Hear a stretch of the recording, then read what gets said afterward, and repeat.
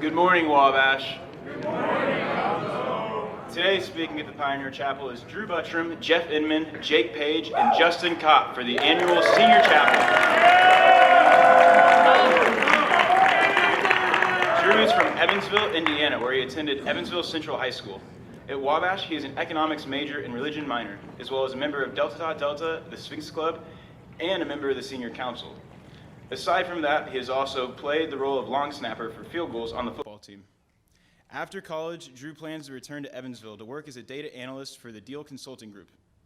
Jeff grew up in Noblesville, Indiana, and graduated from Fishers High School in 2017. He is a psychology major and has worked at the Career Services since his freshman year and is now head peer career advisor. Throughout his time at Wabash, Jeff has also been a brother of Beta Theta Pi and is now serving as the president of Wabash College Mentors for Kids chapter. After graduation, he'll be working as a project manager for UKG in Indianapolis and is looking forward to getting a solid start on his professional career. In his newfound free time, Jeff enjoys binge-watching TV shows and movies with his roommates, as well as picked up tennis as a way to blow off some steam. Jake is a senior economics major and a religion minor from West Lafayette, Indiana. At Wabash, he has been a member of the football team and the Sigma Chi fraternity for all 4 years. His plans for after graduation include working with Wabash National in Lafayette, doing a finance rotational program. Justin is from Avon, Indiana, and is a religion and Spanish major and economics minor. While at Wabash, Justin has played on the soccer and golf teams, been a brother of Lambda Chi Alpha, a member of the Sphinx Club, a CIV partner, and most recently served as the senior council chairman, as well as Spanish interpreter and translator at the local Kids Count Therapy Clinic. In his limited free time, Justin enjoys watching Indiana sports teams break his heart, riding his bike around campus at any hour of day or night, and spending time with his friends. Next year, Justin will work as an Orr Fellow at Lev in Indianapolis. Please join me in welcoming our speakers.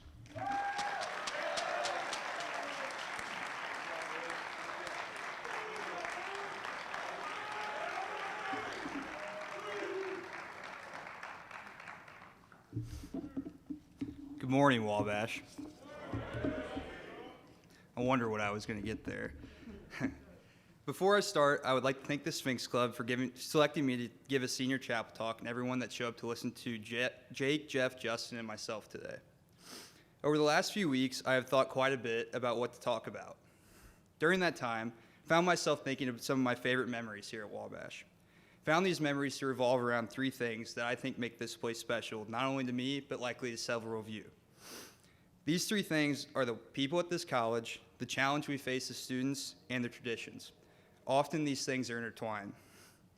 I will begin with this story from my first week here at football camp freshman year before classes started. Like many freshman football players and freshmen in general, I was intimidated, nervous, and homesick.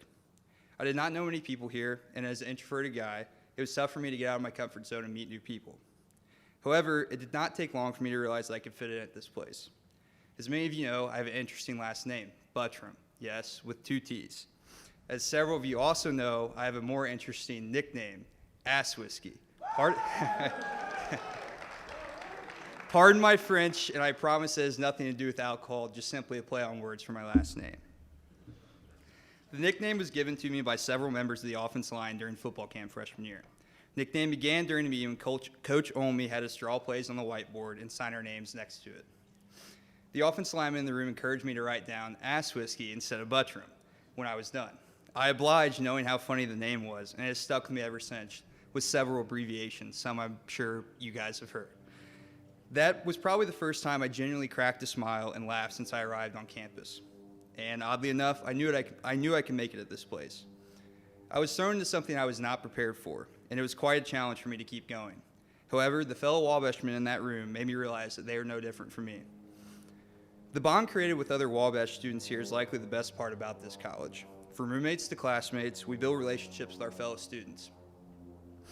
The bond is often created over the challenge presented by the schoolwork and other things at this college, and strengthened when we have fun together on the weekends. These relationships make being a student here bearable. Nothing is better around here than relaxing with your friends and having a good time, whatever that may be. The people that make this place special does not end with our peers. I've been fortunate to build relationships with several professors in my time here. To name a few, Professors Beyun, Meekek, and Hemsel have all welcomed me in their office at different points in my academic career. Each professor took the time not only to help me with my coursework, but to get to know me. The first time I visited Dr. Mikek, he answered a couple of my questions, offered me a piece of Slovenian chocolate, which was quite good, and we chatted a little bit about life. Since then, I've been to his office hours several times. It is nice to know that the professors here want to help the students and take the time out of their day to do so, and I greatly appreciate that, as I'm sure many other students do. It is something that's not always provided in a college setting. If I have one piece of advice for underclassmen or incoming freshmen, it would be to build a relationship with at least a few of your professors. Visit their office hours, whether in person or Zoom, and get to know them. I promise you will not regret it.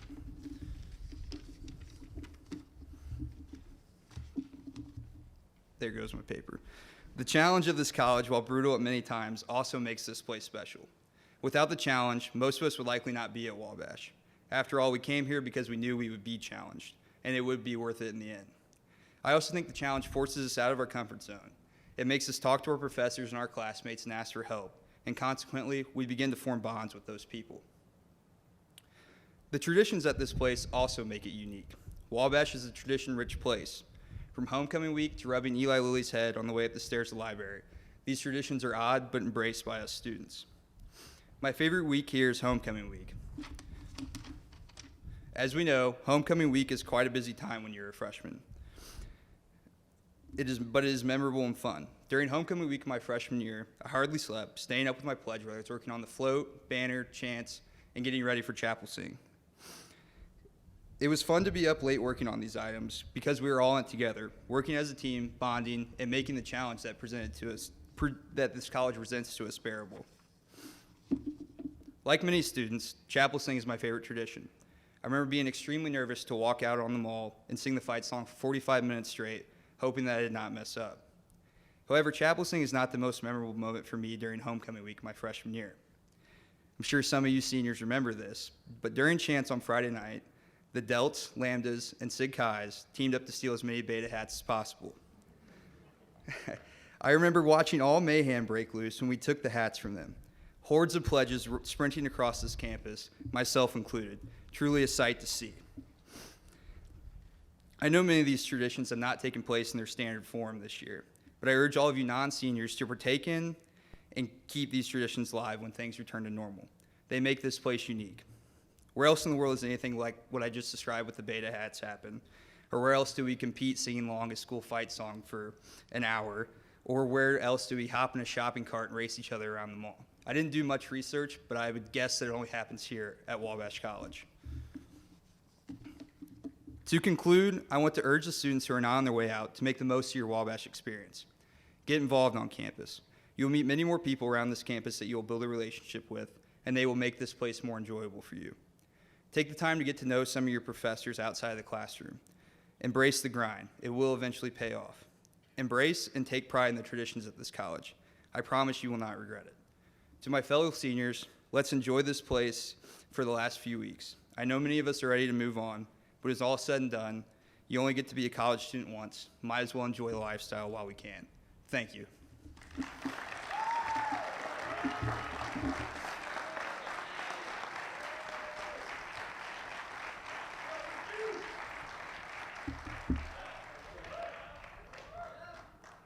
Good morning, Wabash. So, going off script here a little bit, if you want to know the ending to that story about the hats being stolen, come and ask me after this, or ask a particular Sigma Chi senior how that turned out for him. So, I would also like to thank the Sphinx Club for the opportunity to speak to you all today. I forgot to take that thing off. I'm honored to take part in one of my favorite Wabash traditions, and I'm humbled to be up here with these outstanding Wabash men seated behind me, as they are indeed some little giants. I also wish to thank the broader Wabash community for making the somewhat questionable decision to come listen to me ramble a bit today. I really appreciate the support. All jokes aside, I do hope that the experiences I share with you all today about my last 4 years do offer some helpful insights for Wabash men present and future. Now, to prepare for today, I thought back to the previous senior chapel talks I've attended, and I've always asked myself the same question: what would I say if given the opportunity? Well, the opportunity is here, and unfortunately, whatever good ideas I once had are now lost to the annals of time. So, word of the wise, if you have any good chapel talk ideas, write them down, because I assure you, you will indeed forget them. I don't even remember what I had for lunch yesterday, so that's my advice to you. So, in preparing for this talk last night, I inevitably found myself thinking back to several stories that display important lessons that I have learned throughout my time here. And despite their seeming uniqueness to my own experiences, I am sure that many of you will see yourselves reflected in these uniquely Wabash-esque stories. The first story I wish to recount is one that is all too familiar to the Wabash College fraternity rush scene. So, why did you choose Wabash? So this story is a long one, so I'll keep it short for y'all.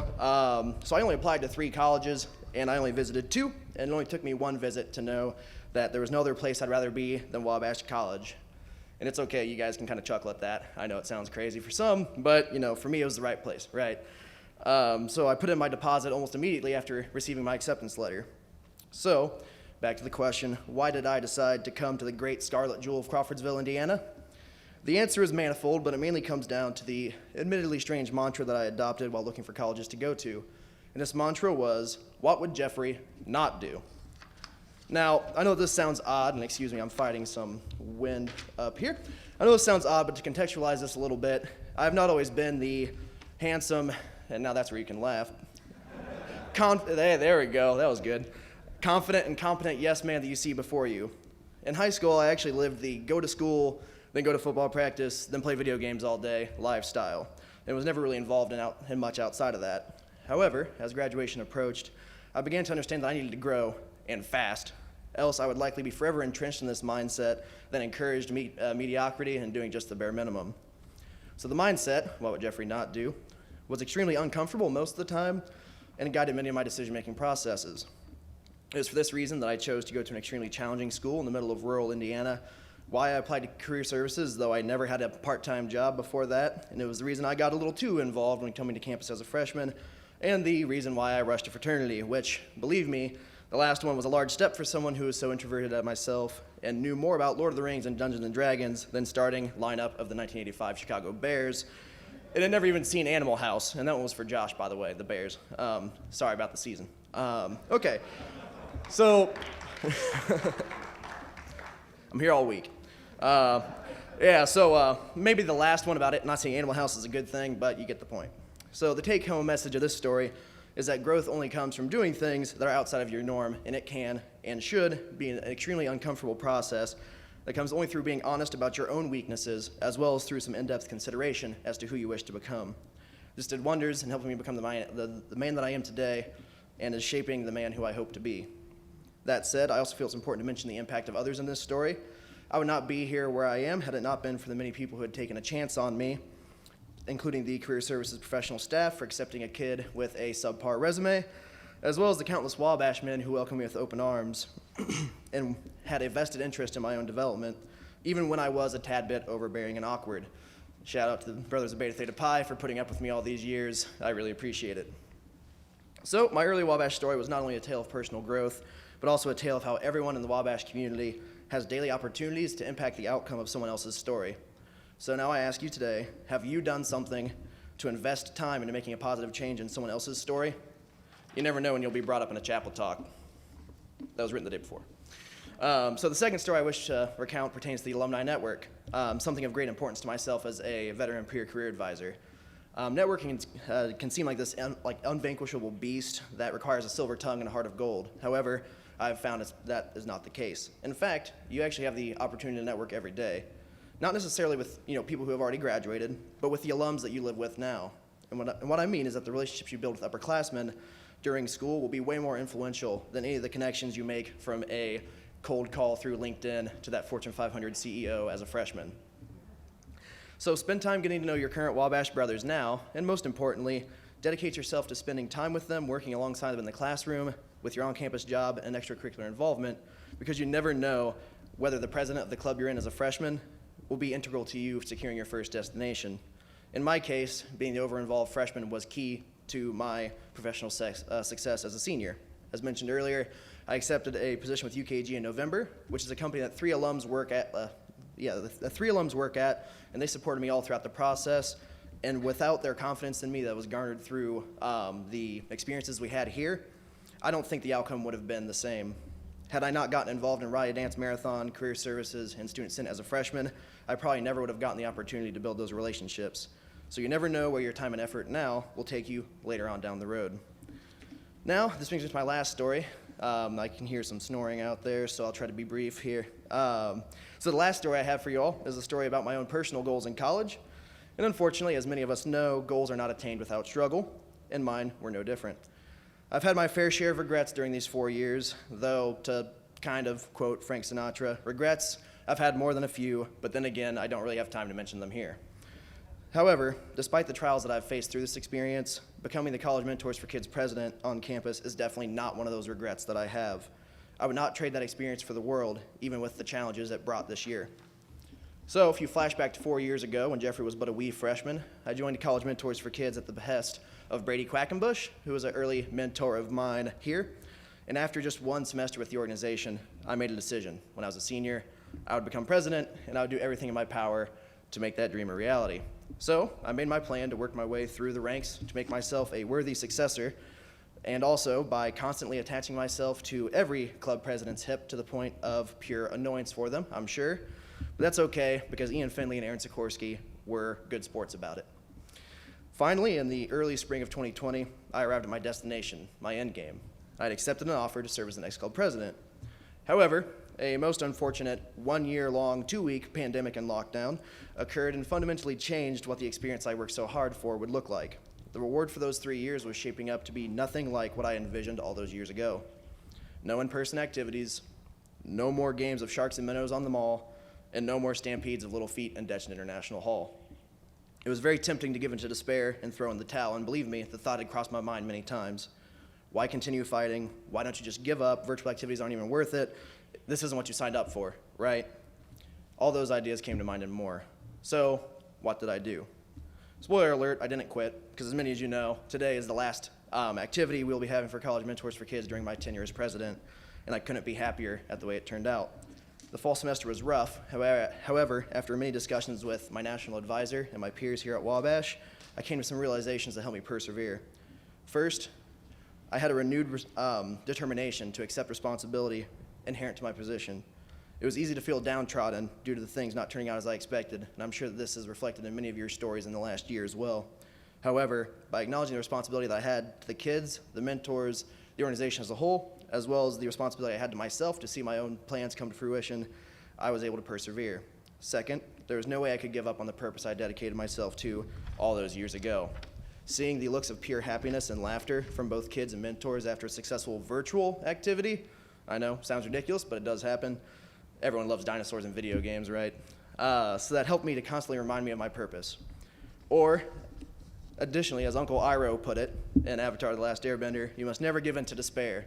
Allow yourself to slip down that road, and you surrender to your lowest instincts. In the darkest times, hope is something you give yourself. That is the meaning of inner strength. So as things return to normal, I hope that we do not forget the enduring lessons of resilience gained from the last year, and instead come to appreciate the value of holding on to hope and purpose, because it will truly see you through the most challenging times. So in conclusion, yeah, we finally reached that point. I figured I would close by quoting the greatest movie series of all time and the greatest wizard of all time, Gandalf from Lord of the Rings. So the first quote is relevant to everyone as we attempt to navigate the craziness of the world today. In the Hobbit movie, when asked why Gandalf would choose a hobbit of all people to join on a dangerous quest, Gandalf responded with this: "Some believe it is only great power that holds evil in check." But that is not what I have found.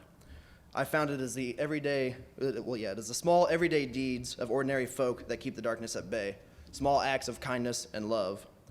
I feel as though this quote is more important now than ever before, as evidenced by the small acts of kindness from my Wabash brothers and staff that brought me to where I am today. It is the everyday acts of individuals that can truly change the world for the better. If you change one person's day-to-day and play a part in their story, you will surely, by extension, change the world. And now I'd like to leave with one last quote, again from Gandalf, intended for my fellow seniors. This quotation is one that explains plainly but powerfully how to deal with the end of any impactful journey. As we approach the tail end of our time at our scarlet home away from home, I wish to close with this modified quotation from The Return of the King. "Well, here at last, dear friends, on the shores of Sugar Creek, comes the end to our fellowship in Crawfordsville, Indiana. Go in peace. However, I will not say, do not weep, for not all tears are an evil. Okay, so maybe too many liberties there, but you get the point. So from the bottom of my heart, thank you, Wabash College. For long in my heart, I will bear the sweetest memories of thee. Thank you.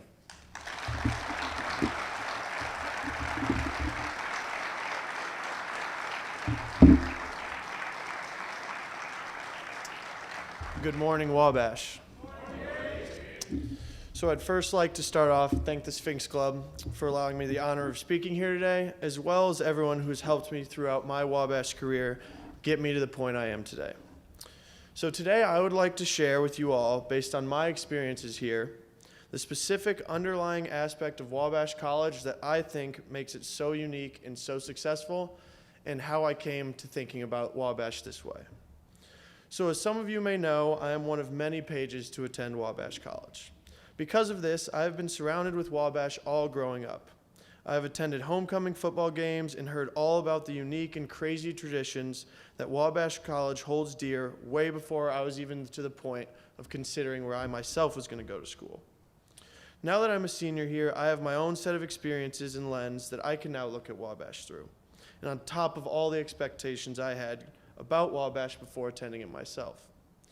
Even with all of this in mind, this past Christmas break, when I started thinking about oral comps, specifically thinking about the at-large portion that goes in-depth about Wabash and all of your experiences, I couldn't quite put my thumb on what exactly makes this place what it is and what is at the very root of all its success. There are obvious answers to what makes Wabash great, such as the incredible people and brotherhood we as students know we can count on. We've all heard the impressive statistics about our alumni network, faculty, career services, job placement percentages. On top of this, if you read the news, you're bound to find out that some alum was helping out with some great feat on a national scale, whether it's piloting some of the first distributions of the COVID vaccines or help setting up the entire NCAA tournament to be in the state of Indiana. So while yes, these are reasons why Wabash is great, still doesn't tell you why specifically an all-male school of roughly 1,000 students in Crawfordsville, Indiana, can put together this such impressive resume and continually attract so many great people to both attend and work here. So with this in the back of my mind, I was advised for my oral comps preparation to think of connections between my major, minor, Wabash experiences, and potential applications to our world on top of that. Also, I was strongly advised, to go read a book. I've been told that many times in my life, but this time I actually listened. So the book I ended up going with was compiled of the late Supreme Court Justice Scalia's talks that he had given throughout his 30 years of being a Supreme Court Justice. And it talked about the intersection of his Catholic faith and job as a Supreme Court Justice. I figured this would be perfect because I was a religion minor.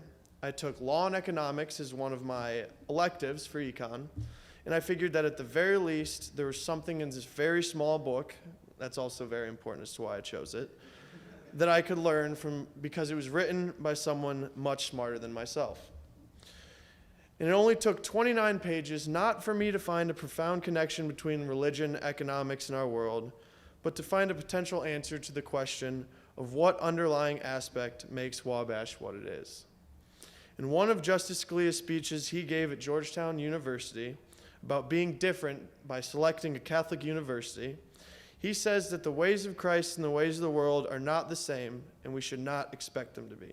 Instantly, a light went off in my head in connection to Wabash, and that is that the ways of Wabash College and the ways of a Wabash man and those of every other institution are not the same.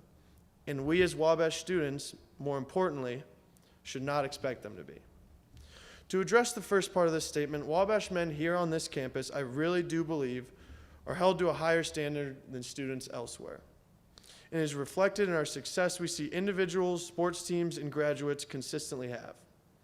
When thinking about this in my own Wabash experience, there have been countless times where I've run into these expectations and even in the moment been really upset, but in hindsight, definitely been better off for it. One of these most notable of these came this past semester in my economics senior seminar. So for econ majors here, your senior seminar completely revolves around running your own empirical study, and writing a full empirical paper on your findings. Unfortunately, an important part of this is a literature review. Now, as many of you guys know, regardless of what discipline, literature reviews are just very, very annoying. So up until this point in my Wabash career, the most sources I had ever needed was about 5, and the ambiguous guidelines Professor Meekek set out for us were, and I quote, "I have read great empirical papers with 6 sources, and I have read great empirical papers with 60 sources." So in the spirit of poor planning and admittedly a lazy approach, and Professor Meekek, I really hope you don't think less of me for this, I heard this as 6 sources is the minimum. So I was like, all right, 8 to 10 sources, we'll call it good. So the Monday before it's due on Wednesday, 2 days before, come to find out we need 20 sources. And on top of that, Professor Meekek kindly asked that we wow him with our incredible grasp of econometrics and our respective topics. So while the next 48 hours were considerably miserable, let's just fast forward to the end of the semester. Grades for senior sem are due, and Professor Meekek has given us all back an annotated version of our final papers. In rereading my paper with his markups, I instantly realized something.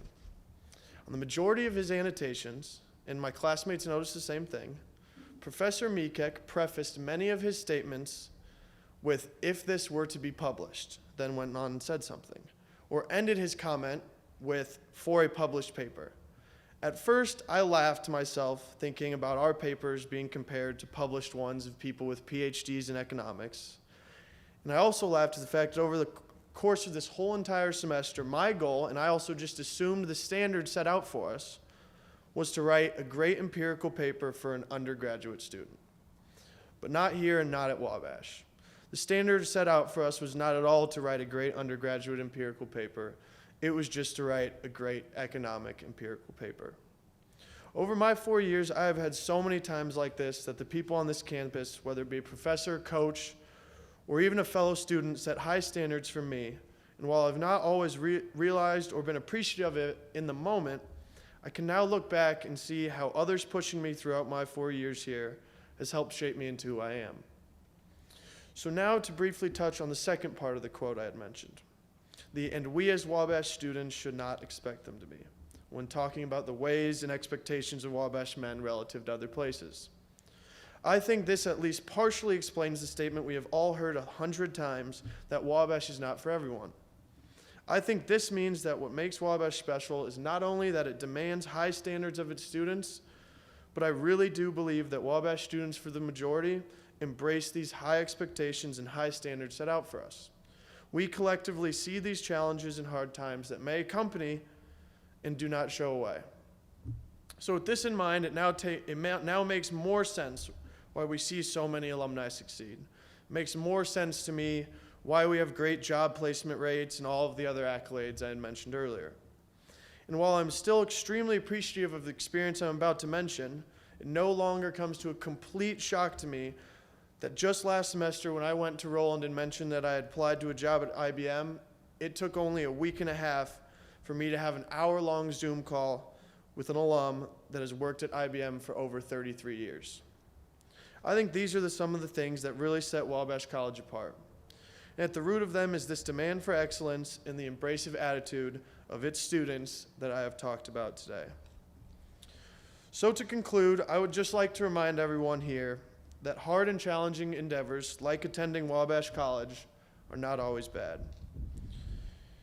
It is often in our most challenging endeavors that we learn the most. And while I have heard this many times growing up, Wabash College has helped teach me that. Thank you, and Wabash always fights.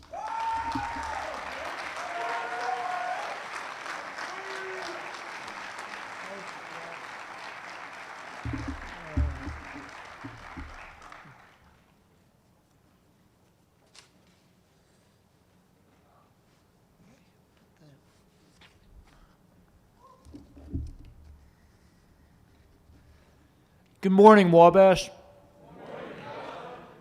That's awesome. First, I'd like to start off with some thank yous. First off, thank you to the Sphinx Club for electing me to speak today. alongside these three great gentlemen. Thanks for setting the bar high, fellows. I'd like to thank my soccer and golf families.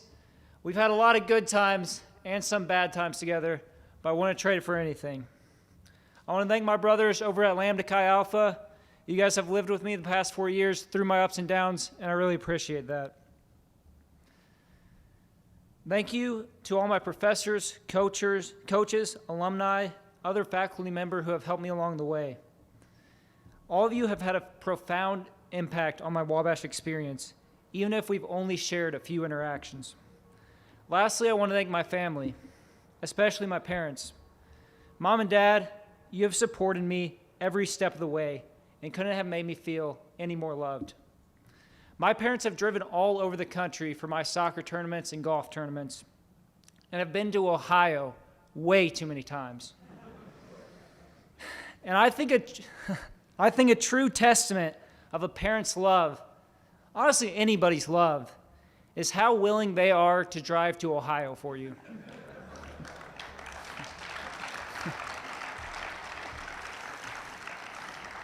Thank you. I really struggled in deciding what to talk about today. I often think back to when I first found out about Wabash. I was sitting in a Buffalo Wild Wings with my brother, who was a senior in high school while I was a freshman, and his two friends. They were talking about this all-male college in Crawfordsville, Indiana, where two girls had gone and visited the weekend before. My brother and his friends were telling horror stories of what such a mythical place could possibly be like. I remember my mind scrambling. I was thinking, how could an all-male college even exist? And who in their right mind would ever attend such a place? Certainly I would never do such a thing. 7 years later, I still find myself asking these same questions.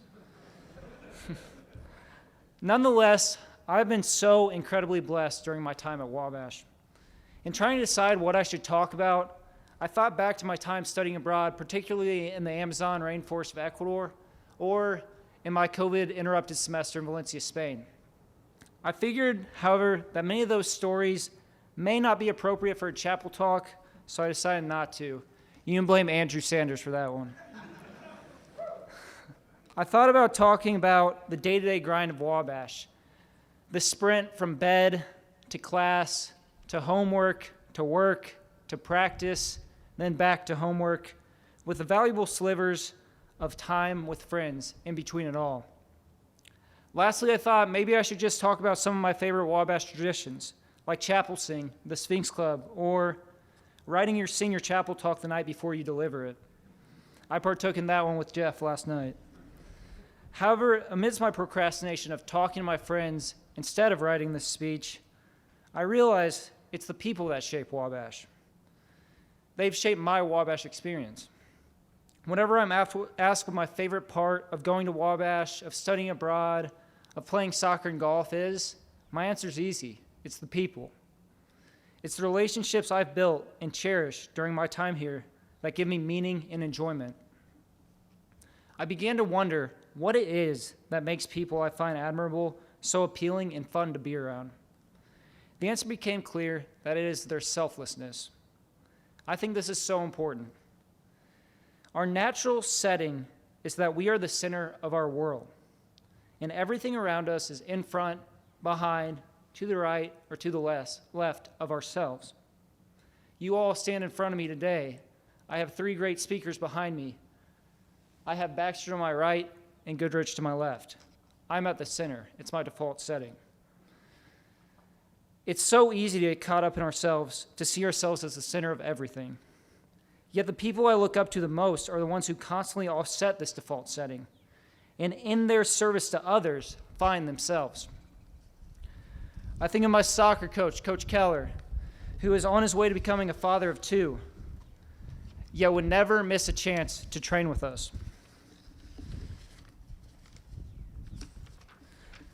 My golf coach, Coach Schmutz, who has driven us in the golf van all over the Midwest, including many times to Ohio, which we all know is a true testament of love.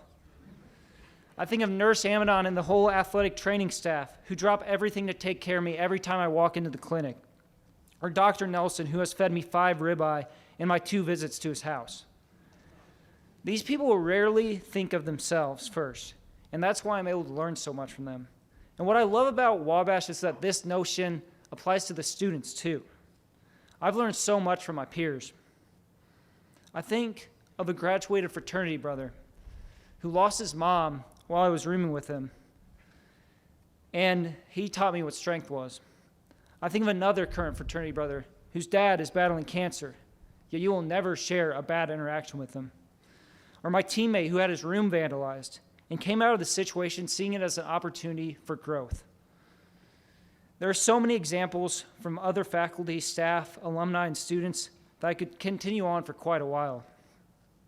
I said at the beginning of my speech, thank you to everyone, even if we've only had a small interaction. I can't emphasize enough the importance of these small interactions. If you've held a door for me, said what's up to me on the mall without an idea who I am, or taken the time to have a conversation with me, I am deeply grateful. I know this has been a weird year in many ways, but these small, kind, selfless gestures are what makes Wabash great and have made this year feel normal and enjoyable. These small interactions are snapshots of the selflessness that reminds us that we are not the center of the world. That being a good human is constantly reminding yourself that you are part of something bigger and that you find yourself by contributing to something bigger than yourself. I find that the idea of a true self is not something that's found through some inward soul-searching journey, but rather is found through service and selflessness. So next time you're walking on the mall or anywhere in your daily lives, be sure to smile at people. Tell them hello. Hold the door for them. Call them by their name. And make them feel important in your small interactions. After all, to you, it could seem like a small, simple gesture, but to them, it may be as great as driving to Ohio for them. Thank you.